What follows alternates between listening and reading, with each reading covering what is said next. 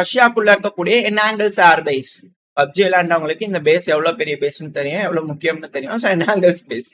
So இந்த என்ஆங்கிள்ஸ் பேஸ்ல வந்து பாத்தீங்கன்னா ரஷ்யாவோட மிக முக்கியமான ஒரு பேஸ். இதுக்கு முன்னாடி ஸ்ட்ராட்டஜிக் பாம்பர்ஸா இருக்கட்டும் எல்லாமே இந்த பகுதியில இருக்கும்.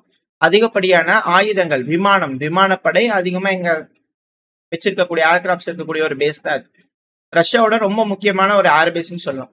ஸோ இந்த ஏர்பேஸ்ல வந்து பாத்தீங்கன்னா இதுக்கு முன்னாடி கவர் இல்லாம இருந்துச்சு. இப்போ அதை சேட்டலைட் இமேஜ் வந்து பாத்தீங்கன்னா உக்ரைன் தரப்பு வந்து ரிலீஸ் பண்ணிக்கிட்டு இருக்காங்க. ஸோ இதுல பார்க்கும்போது என்ஆங்கிள்ஸ் பேஸ் வந்து பாத்தீங்கன்னா கன்ஸ்ட்ரக்ஷனுக்குள்ள போயிருக்கு. ரொம்ப ஃபாஸ்டா வந்து பண்ண கன்ஸ்ட்ரக்ஷன் நடந்துட்டு இருக்கு. இது ரொம்ப ரைட்டான அப்ரோச் அப்படிங்கிறது போல இந்த இமேஜஸ் பார்க்கக்கூடிய அனலிஸ்ட் தரப்பு செய்திகள் வந்துகிட்டு. ஏன்னா சேட்டலைட் பார்க்குது அப்படின்னா ட்ரோன்கள் போகும். ஸோ ரொம்ப சீப்பான ட்ரோன்கள் வச்சு காஸ்ட்லியான விமானங்கள், ரொம்ப முக்கியமான விமானங்கள் இது எல்லாத்தையும் தாக்க முடியும். அங்க இருக்கக்கூடியது வர்னரபிளா இருக்கும். ஸோ இப்போ இந்த என்ஆங்கிள்ஸ் ஏர்பேஸ் தான் ரஷ்யால முன்னாடி வந்து பாத்தீங்கன்னா ஹேங்கர்ஸ் இல்லை அப்படிங்கிற குற்றச்சாட்டுகள் ரஷ்யன்ஸ் கிட்டயே இருந்துச்சு. எந்த நீங்க ரூட இது யூடியூப் மேலேயே ரஷ்யால ஒரு இது வச்சிருக்காங்க. ஸோ அதுல எல்லாம் நீங்க பாத்தீங்க அப்படின்னா கழுவி ஊத்திட்டு இருப்பாங்க, ஏன் நம்ம கிட்ட ஹேங்கர்ஸே இல்லை அப்படிங்கிறது போல.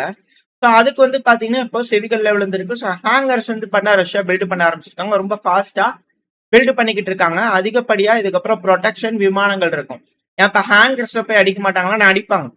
பட் எல்லா ஹேங்கர்ஸ்லயும் விமானம் இருக்காது. எந்த ஹேங்கர்ஸ்ல விமானம் இருக்கு இல்ல அப்படிங்கிறது அங்க இருக்கிறவங்களுக்கு தான் தெரியும். இதுலயும் நிறைய விதமான விஷயங்கள் இருக்கு, கண்டுபிடிக்கிறதுக்கு ஏகப்பட்ட விஷயங்கள் இருக்கு. பட் இருந்தாலும் ப்ரொடெக்ஷன் அப்படிங்கிறது ஹேங்கர்ஸ் தேவை. இன்கேஸ் அப்படின்னா ப்ரொடெக்ட் பண்ண முடியும். அந்த ஹேங்கர்னாலும் துல்லியமா எந்த பகுதியில் அடிச்சா உள்ள இருக்கக்கூடிய விமானங்கள் சேதமாகும். ஒரு அட்டாக் பண்ணிச்சுன்னா ஹேங்கர்ல மட்டும்தான் டேமேஜ் ஆகும். செகண்ட் டைம் அதே இடத்துல போய் அட்டாக் பண்ணாதானே ட்ரோன்கள் உள்ள இருக்கக்கூடிய விமானங்களை கண்டுபிடிச்சு துல்லியமான பகுதியில தாக்குதல் பண்ண முடியும். இல்லைன்னா எந்த அளவுக்கு சேதங்கள் ஏற்பட்டிருக்குன்னு கூட ஐடென்டிஃபை பண்ண முடியாது. இது போல பல்வேறு விஷயங்கள் வந்து பாத்தீங்கன்னா பெனிஃபிட்டா இருக்கும் ஹேங்கர்ஸ் இருந்துச்சுன்னா. ஸோ அதை கட்டக்கூடிய பணிகள்ல வந்து பாத்தீங்கன்னா ரஷ்யா தீவிரமா இறங்கியிருக்காங்க. என்ஆங்கிள்ஸ் பேஸ் வந்து பாத்தீங்கன்னா இப்போ தீவிரம் அடைய ஆரம்பிச்சிருக்கு கன்ஸ்ட்ரக்ஷன் ஃபேஸ். இல்லை ரஷ்யா உக்ரைன் பிரச்சனையா இருக்கட்டும், மிடில் ஈஸ்டா இருக்கட்டும். ஸோ எந்த அளவுக்கு தாக்குதலை வந்து பாத்தீங்கன்னா மற்ற நாடுகள்னால செய்ய முடியும் ஏர்பேஸ்ல அப்படிங்கிறத ப்ரூவன் பண்ணியிருக்கு. ஸோ இது வந்து பார்த்தீங்கன்னா பல நாடுகளுக்கும் படிப்பினை. ஸோ அவங்களோட ஏர்பேஸை இது போல ஹேங்கர்ஸை வச்சு கவர் பண்ணி ஆகணும் அப்படிங்கிற ஒரு கட்டாயத்துக்கு வந்துட்டாங்க. இல்லை அப்படின்னா சீப்பான ஆயுதங்களை வச்சு ஹெவியான மிக முக்கியமான ஆயுதங்களை இலக்க செஞ்சிருவாங்க அப்படிங்கிறது தான் இதுல இருக்கக்கூடிய ஒரு பாயிண்ட். ஸோ இந்த தாக்குதல் அப்படிங்கிறது வந்து பார்த்தீங்கன்னா நம்ம பார்த்தாச்சு, ரஷ்யா உக்ரைன் மேல பண்றாங்க, உக்ரைன் ரஷ்யா மேல பண்றாங்கன்னு சொல்லிட்டு. களத்துல அப்படின்னு வரும்போது கொஸ்டான்டினிவ்கா, இது நம்ம சேனல்ல பாக்குறவங்களுக்கு தொடர்ந்து பாக்குறவங்களுக்கு தெரியும் கொஸ்டான்டினிவ்கா எவ்வளவு முக்கியம்னு சொல்லிட்டு. ஏன்னா அடுத்த கிரமட்டாஸ்க் ஸ்லோவியான்ஸ்க் பேட்டிலுக்கு வந்து பாத்தீங்கன்னா இது ஒரு ஃபுட் ஹோல், ஒரு ஸ்டெப். இது படிக்கட்டுல ஏறுறாங்க அப்படின்னா அடுத்த கிரமட்டாஸ்க் ஸ்லோவியான்ஸ்க் பேட்டில் ஆரம்பிக்க ஆரம்பிச்சிடும். ஸோ டான்பாஸோட ஒட்டுமொத்த கட்டுப்பாடும் ரஷ்யாக்குள்ள போக ஆரம்பிச்சிடும். இப்போ கொஸ்டான்டினிவ்கால கொடிகளை ஏத்த ஆரம்பிச்சிட்டாங்க ரஷ்யன்ஸ். ஏன்பா இதை தனுபவம் முன்னாடி சொல்லிட்டு இருக்க அப்படின்னா முன்னேறி ஒரு 10% மட்டும்தான் வந்து பாத்தீங்கன்னா உக்ரைனோட கட்டுப்பாட்டுக்குள்ள இருக்கு. 10% கூட ஃபுல்லா இல்ல, ஃபுல்லாவே பின்வாங்கிட்ட ஒரு 4% இருக்கலாம். பேலன்ஸ் இருக்கக்கூடிய பகுதியெல்லாம் ரஷ்யாவோட கட்டுப்பாட்டுக்குள்ள வந்துருச்சு. இதை ஏன் நம்ம பார்க்கலாம் அப்படின்னா இது மோஸ்ட் இருக்கலே எக்ஸ்ட்ரீம் வடக்கு பகுதிகளில் எடுக்கக்கூடிய வீடியோஸ். அந்த இமேஜஸ் அந்த வீடியோ பாத்தீங்கன்னா தெரியும், ட்ரோன் ஜூம் பண்ணி காட்டும். ஸோ அப்படி பார்க்கும்போது வந்து பாத்தீங்கன்னா அந்த ட்ரூப்ஸ்லாம் இருக்கலே வடக்கு பகுதியில எக்ஸ்ட்ரீமா நின்று எடுக்கக்கூடிய விஷயங்கள் இதெல்லாம் மேப்ல பார்க்கும்போது பார்க்கலாம். ஆனா இந்த கொஸ்டான்டினிவ்கால நம்ம சேனல்ல தொடர்ந்து சொல்லுவோம், அதாவது பில்டிங்குள்ள ஒளிஞ்சு இருந்துட்டு கொடிய காட்டுறாங்களா, இல்ல ஒரு பில்டிங்க்கு மேல போய் நின்று உயர்மாடி கட்டணங்கள்ல இருந்து கொடிய காட்டுறாங்களா, இல்ல சும்மா வெளியே நடந்துட்டு வந்து கொடிய காட்டுறாங்களா, இல்ல பாதுகாப்பா ஒரு பகுதியில இருந்துட்டு கொடிய காட்டுறாங்களா அப்படிங்கிறத பொறுத்து அந்த பகுதி எந்த அளவுக்கு அந்த ட்ரூப்ஸோட கட்டுப்பாட்டுக்குள்ள இருக்குன்றது நம்மளால புரிஞ்சுக்க முடியும். உயர்மாடி கட்டடத்துல நின்று கொடியா காட்டுறாங்கன்னா நியர்பைல ஸ்னைப்பர் கண்ட்ரோல் இருக்கலாம், இல்ல ஒளிஞ்சு நின்று காட்டுறாங்கன்னா ஸ்னைப்பர் கண்ட்ரோல், ட்ரோன் கண்ட்ரோல்லாம் இருக்கலாம். இப்போ இது போல சும்மா வந்து பாத்தீங்கன்னா அவங்க பாட்டுக்கு நடந்துகிட்டு கொடியாச்சு காமிச்சிட்டு இருக்காங்கன்னா drone control, sniper control, nearby support, artillery, motor எந்த ஒரு கண்ட்ரோலுமே வந்து பாத்தீங்கன்னா உக்ரைன் கிட்ட இல்ல, கம்ப்ளீட்டா இறந்துட்டாங்கன்னு அர்த்தம். கொஸ்டான்டினிவ்கா முழுவதும் வந்து பண்ணா ரஷ்யாவோட கட்டுப்பாட்டுக்குள்ள வந்துருச்சுங்கிறது தான் இந்த வீடியோல இருக்கக்கூடிய ஒரு விஷயம்.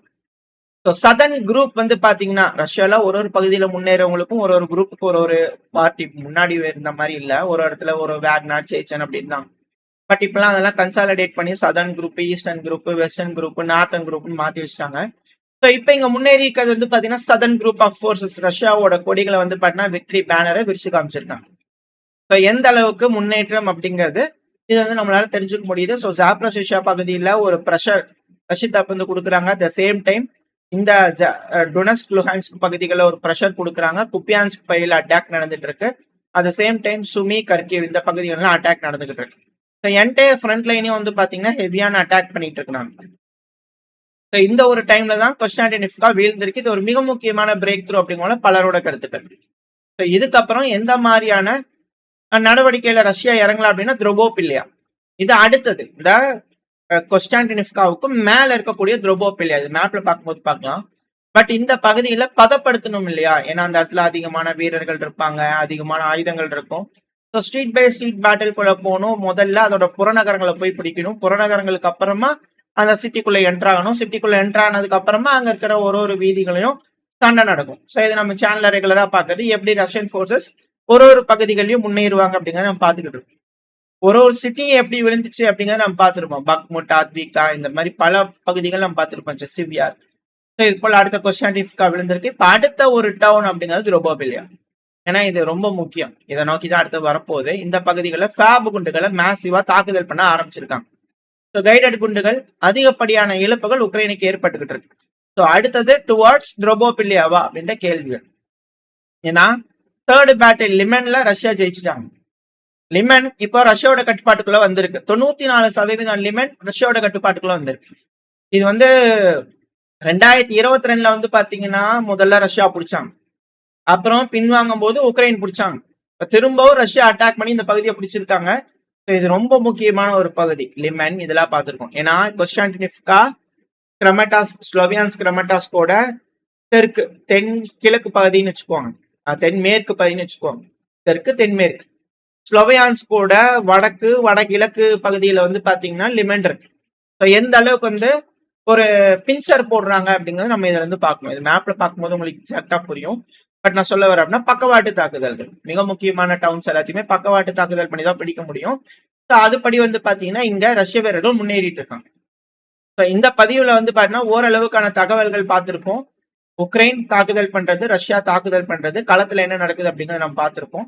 ஸோ இந்த பதிவு உங்களுக்கு பயனுள்ளதா இருந்துச்சுன்னா நம்ம சேனலை லைக் பண்ணிட்டு உங்க ஃப்ரெண்ட்ஸ் ஷேர் பண்ணிக்கோங்க. அது கூட மறக்காம நம்ம சேனலும் சப்ஸ்கிரைப் பண்ணலாம். மறக்காம சப்ஸ்கிரைப் பண்ணிட்டு உங்களோட கருத்துக்களை கமெண்ட் செக்ஷன் சொல்லுங்க. இந்த பதிவு நல்லா இருக்கும்னு நம்பிக்கையில் அடுத்த பேர் உங்க சந்திக்கிறேன். Very stay safe. பை.